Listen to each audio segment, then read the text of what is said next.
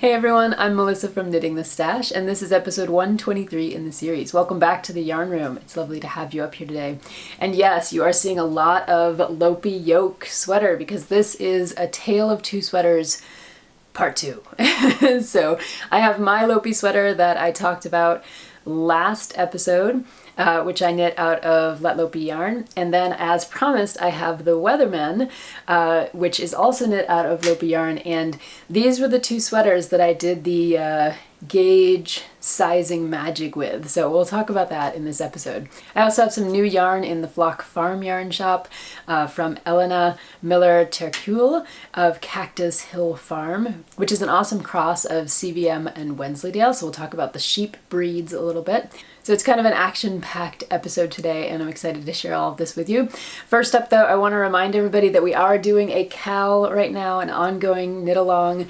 It's the first to 51st sweater CAL, so if you are knitting a sweater for the first time, or you are knitting your 51st or 101st sweater, I hope you'll come join us. We have a Ravelry thread going on where there's some fun chatter, and then we have a Zoom group that's meeting on Saturdays at 2 o'clock Eastern. If you'd like a link to that, let me know. The group is getting bigger and bigger and more wonderful every day, every time we meet, so it's been great to talk to everyone. Everyone's having sweater successes and some setbacks, but we're working on them as a group, and it's a wonderful place to get advice and help from a group of really committed, fun knitters who are also podcasters. We have a couple podcasters in the group. So if you'd like a link to the Zoom group that meets on Saturdays, send me an email at knittingthestash@gmail.com, and I'll be happy to get you involved in the group. I also want to say a huge thank you to those of you who have sent coffees along.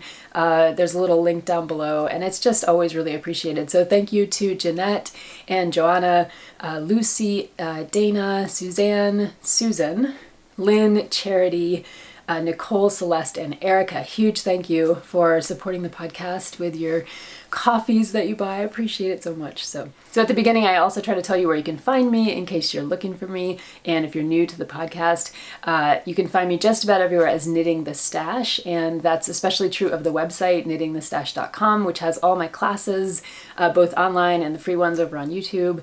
And it has links to the Flock Farm Yarn Shop, where I feature small batch farm yarns from around the country. And it has links to patterns and kits and all kinds of fun stuff. So that's really the best place to go, the central place. But I'm also on Instagram, obviously YouTube, on Ravelry, and we do have a Facebook group now. So I'm everywhere as Knitting the Stash if you're looking for me. And if you are new to the podcast, welcome. This is going to be a good one because we got 2 sweaters. And if you're coming back, it's always wonderful to see you. Thanks for taking the time out to come and visit with me in the yarn room. And yeah, talk about sweaters, talk about yarn, small batch yarn, and breed specific yarn. It's always like a really fun time when I get to come up here on Sundays and just spend that bit of a moment like thinking specifically about yarn and talking about sweater construction and modifications and all that kind of stuff. It's my favorite. You guys know that. So anyway, so let's get on with the show. And by the way, if you hear sighing noises like you just did, my little dog is behind me on the couch. Tink is our kind of mascot for the show, and her sister Millie is also part of our big family here. So if you hear any dog noises, it's just because she's napping out on the couch. So I want to talk to you about the new yarn in the Flock Farm Yarn Shop, and this is from Cactus Hill Farm, and that is Elena Miller-Terkule, who runs Cactus Hill Farm out in Colorado, and her yarn came across my feed, maybe a month ago now, and I immediately sent her an email because, as you can see, this is a beautiful cross between CVM, and which we'll talk about in a minute, and Wensleydale. So it is a yarn that has a beautiful sheen to it. I mean, just a luster that's pretty amazing. And it comes in these really awesome natural colors. So we have a white, a light gray, a mid gray, and then I would call this like a dark, it's not gray, it's like a very deep brown or even a black. It's almost a true black. It's a really lovely deep color. And these are all CVM Wensleydale. Now it's not a blend of yarn, it's an actual cross of sheep. So we're going to talk about those 2 breeds and why it might be interesting to put them together and create a sheep that was a CVM Wensleydale sheep in just a minute. So these yarns are up in the shop.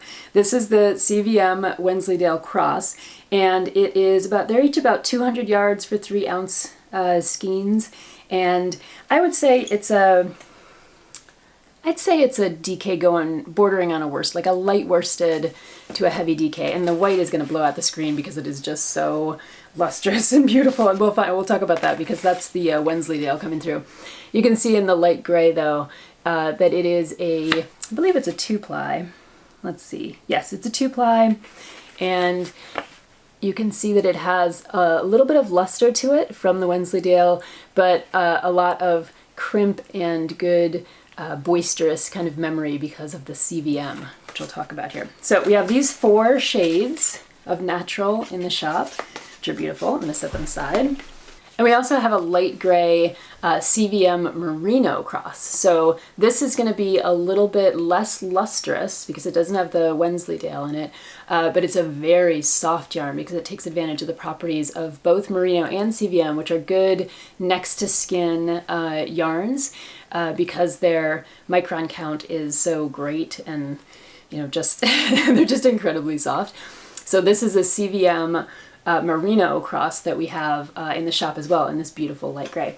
And I believe I have sweater quantities of all of them. So if you're interested in doing a faded kind of sweater, or you just want to do some accessories like next to skin accessories, or even a sweater in just one of the beautiful colors, I have the quantities, I believe, and I can always hit Elena up for more because she has a beautiful flock out in Colorado.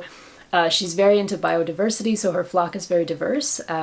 She has blue-faced luster, she has merino, she has CVM, she has, I think, some Teeswater as well. Just, she's really interested in a lot of different breeds of sheep. She's been doing this for a long time now. She's actually a 6th generation rancher farmer running this generational farm out in Colorado, and her family, her ancestors came up from Mexico, northern Mexico, into the Colorado area before it was an American state. And so she talks about how the border crossed them after the Mexican-American War rather than them crossing the border. It's an interesting way of putting it. I like that. So her family has been there for a very long time, and they're organic farmers. And one of the things I was really interested in is the water systems out there, because a lot of us know out in the West, water is a real issue. It's like a political issue. It's a, legit everyday issue for animals and farms. And her farm actually uses I'm going to pronounce it wrong, the Acequa.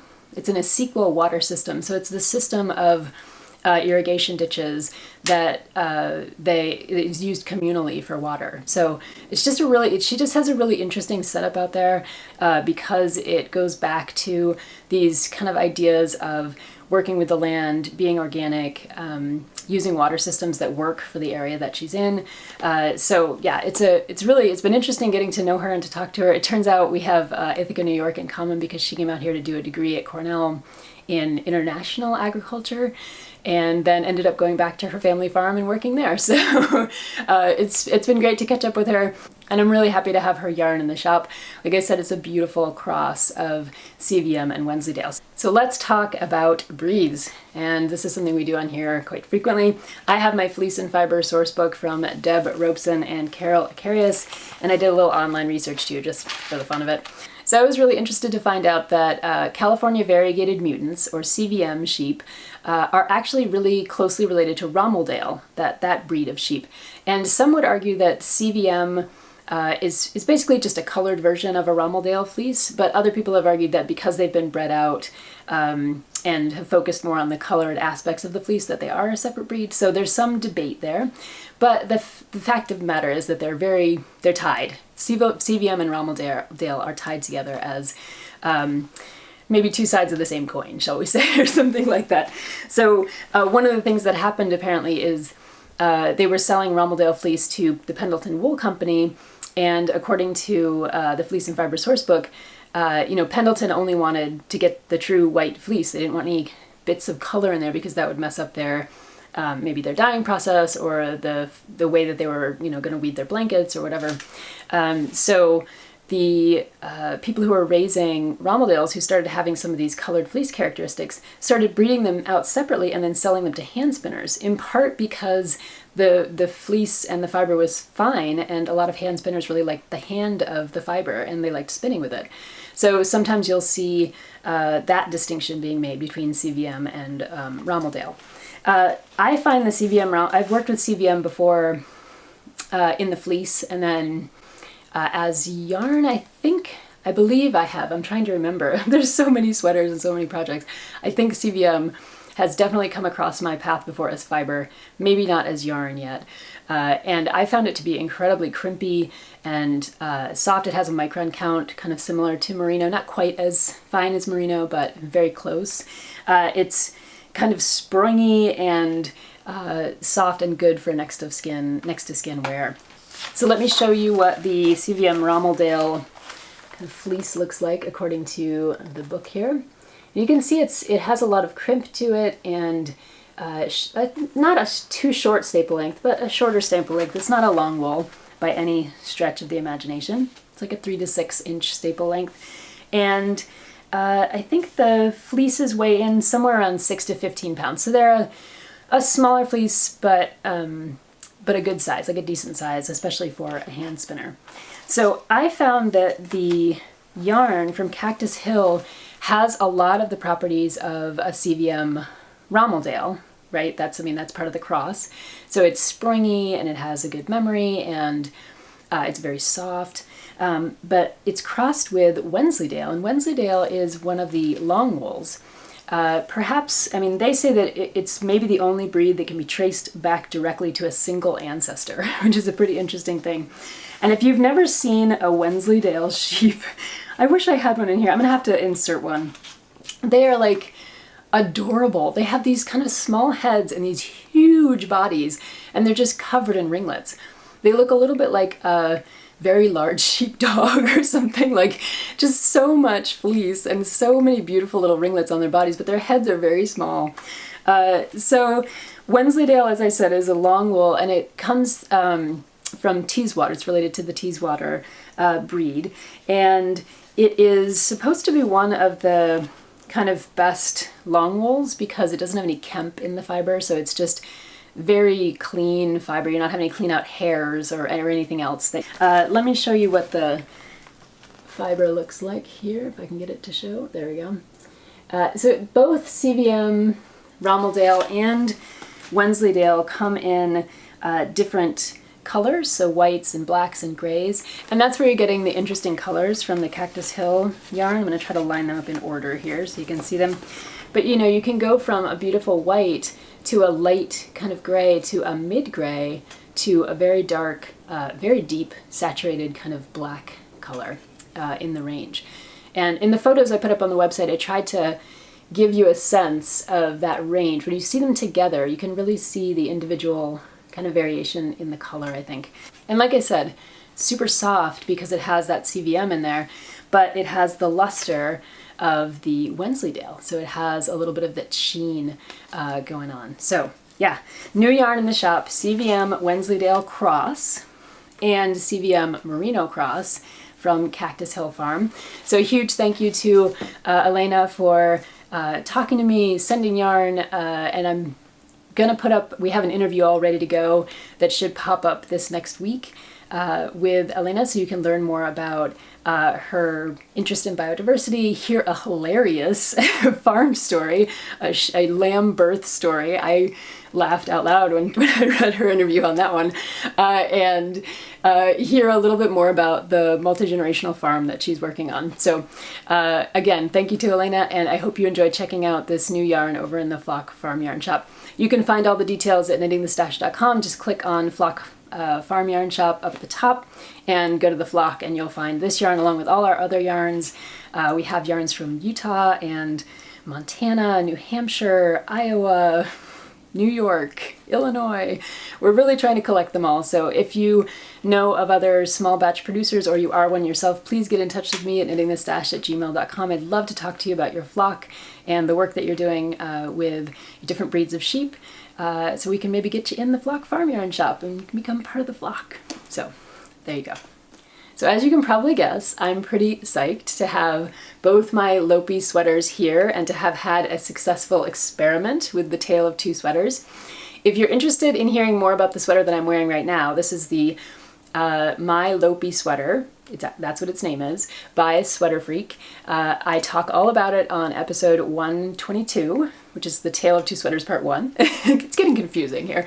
But if you go to episode 122, you'll hear all about this sweater, including my color inversion and any of the other modifications I did. And you can hear the beginning of the story, which I'll recap here just a little bit. So I found both of these sweaters, they're Lopi sweaters, patterns, and I just fell in love with them. I thought they were really beautiful. I have a Lopi sweater that was given to me by Albina McLaughlin back when we could do postal exchanges with the UK really easily. We were exchanging yarn and finished sweaters and blankets and all kinds of things. And I love my Lopi sweater from her, and it's something that I wore all winter long. I think it has a few holes in it at this point. It needs some mending, so it's been set aside in the pile to be mended. But I wanted to knit a couple of other Lopi sweaters.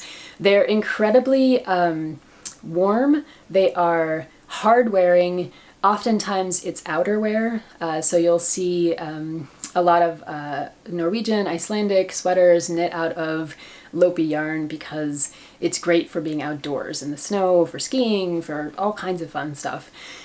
So they're incredibly durable. And the colors, I mean, let's just talk about the colors, right? I mean, let Lopi yarn comes in this amazing variety of colors. I talked a little bit about the purple in this sweater in the last episode because it is this purple that's inflected with all kinds of different reds and blues and browns, and it's just like a very deep kind of color and very beautiful. And I found the same thing with these beautiful colors for the Weatherman sweater here. So those are the reasons why I wanted to knit a couple more Lopi sweaters.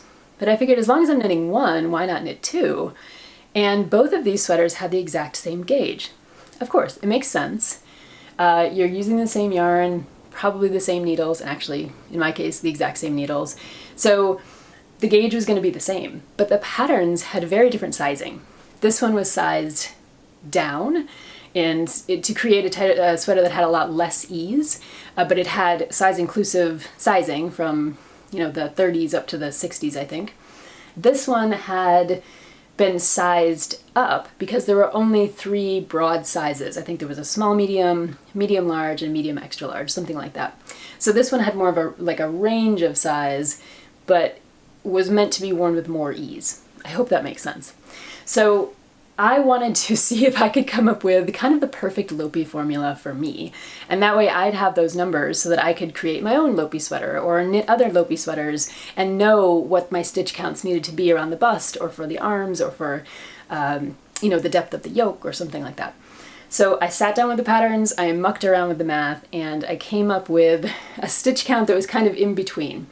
So what that meant is that this sweater got sized up a little bit, so it has a little bit more ease to it, but not too much, as you can see. And this one was sized down just a little bit, so I could kind of narrow in on the size that I really wanted for the bust, which was about 37 inches around. That way I wasn't knitting a sweater that was like maybe 40 inches and being called kind of like a small medium. You know what I mean? So I settled on my ideal stitch count for my size, and then I had to go back and work out how many repeats of the patterns I would be able to use, and do I need to adjust my gauge or anything like that. What I ended up doing, especially for this one, which I'll talk about now, this is the Weatherman, and this one is by Dagbjört Guðmundsdóttir. I think I'm pronouncing that correctly, but if I'm not, I know there are some watchers out there in Iceland who can help me pronounce this more correctly. And I will link to it in the show notes so that you can go directly to the pattern. So the Weatherman, and I knit it in the same colors that the original pattern called for because I just thought that the fade she had created with these browns and whites and grays was just beautiful. It is. I mean, it's just gorgeous. Look at this. I mean, how can you go wrong with that? So, and not having a local yarn store right now where I can go to and kind of look at all the little balls of Lopi yarn and kind of like put them together, I wanted to just go with like a tried and true. I knew that color would work. Those colors would work together. So what I did with the stitch counts was actually to kind of move some stitches around in some interesting ways. So both of these sweaters have the same number of stitches in the main body. And like I said, this one is knit top down, this one is knit bottom up. And so for both of them, I cast on the same number of stitches. I worked a split hem for this one, bottom up, and a split hem for this one at the very end. I have a tutorial about that if you're interested. And then I used those same number of stitches all the way up without any kind of body shaping. Once I got to the portion of the sweater where I was either going to split for the sleeves, top down, or add the sleeves in from the bottom up, that's when I had to adjust some of my stitches. So if the pattern called for more stitches on the body and fewer stitches on the sleeves, which is what happened with this one, I actually took whatever number of stitches I had here for the body to give me that 37-inch bust. And if I needed to get up to a certain amount of stitches to make these pattern repeats work out, I added a couple stitches to the sleeves and a couple to the body. So I kind of redistributed the stitches.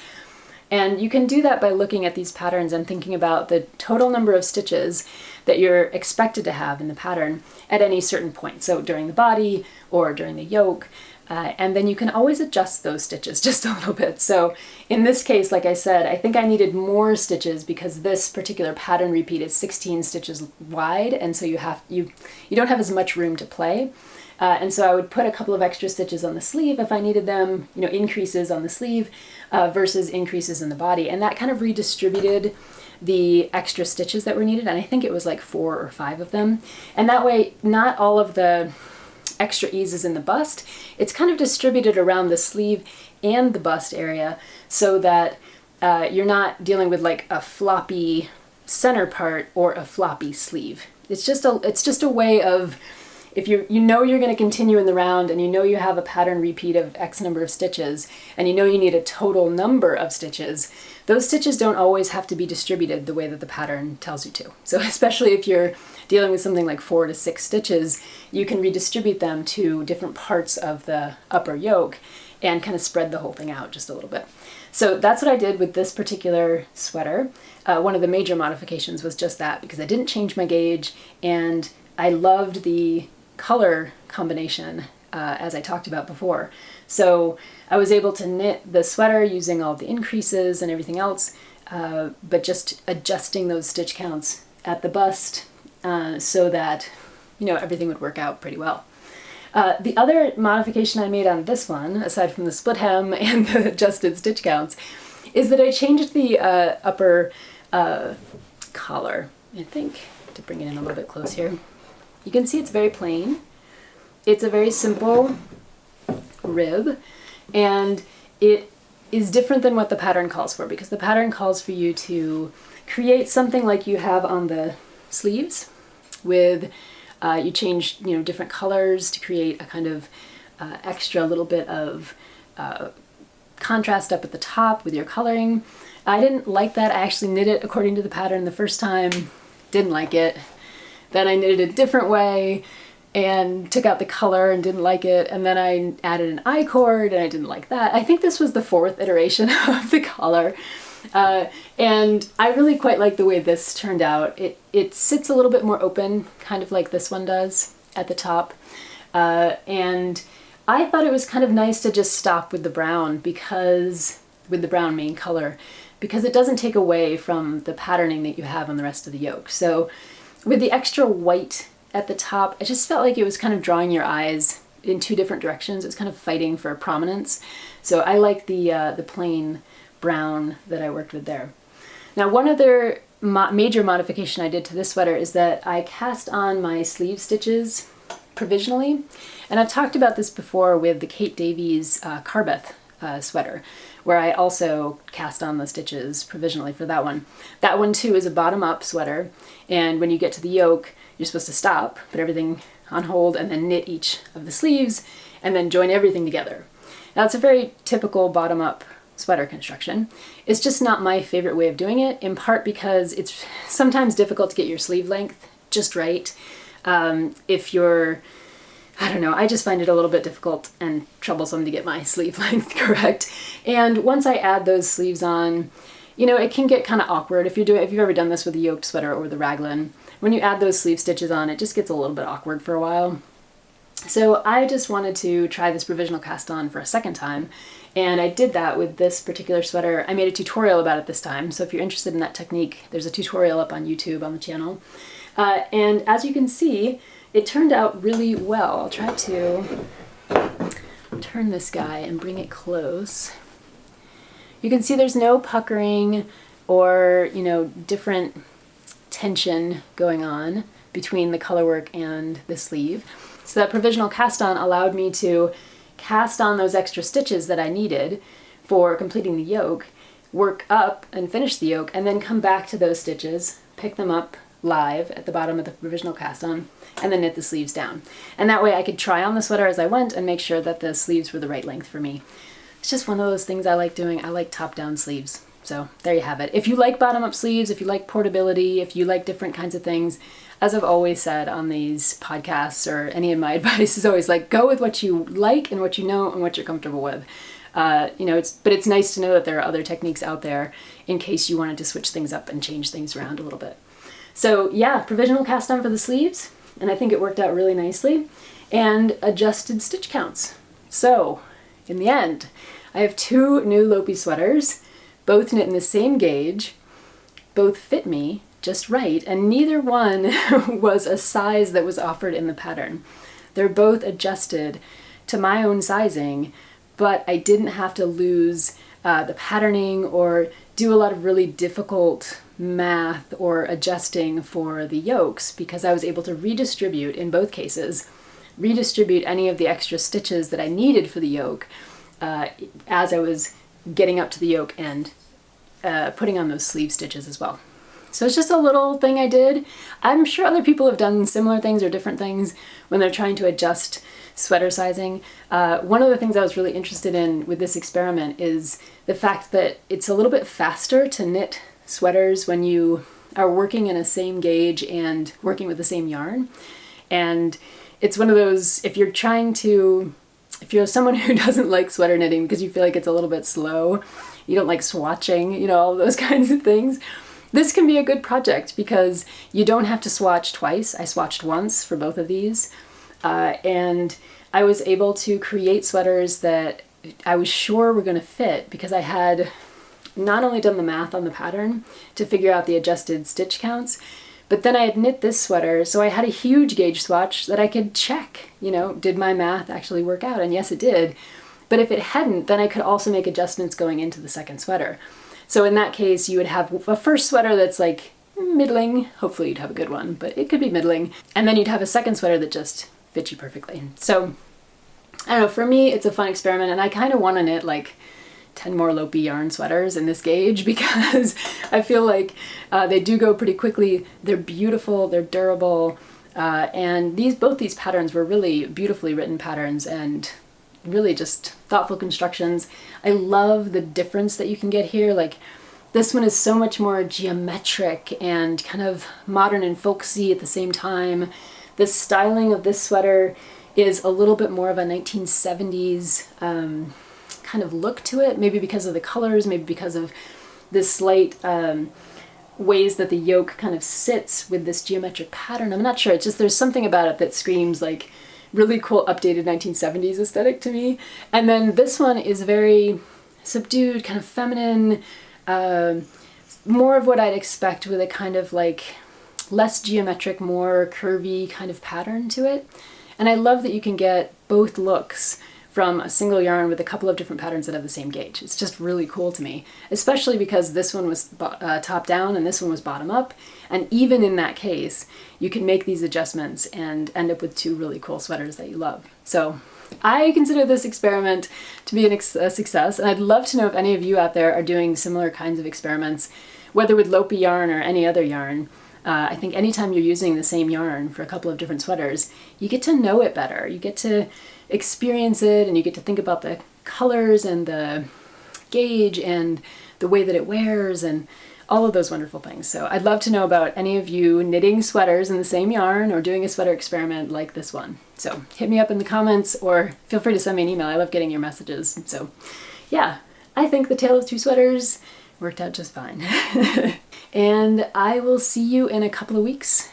I think the next episode will be about the rabbit holes I've been going down, about Japanese knitting patterns, and a Weatherman hat that just might be on my needles right now. So I'll see you in a couple of weeks. Take care. Bye-bye.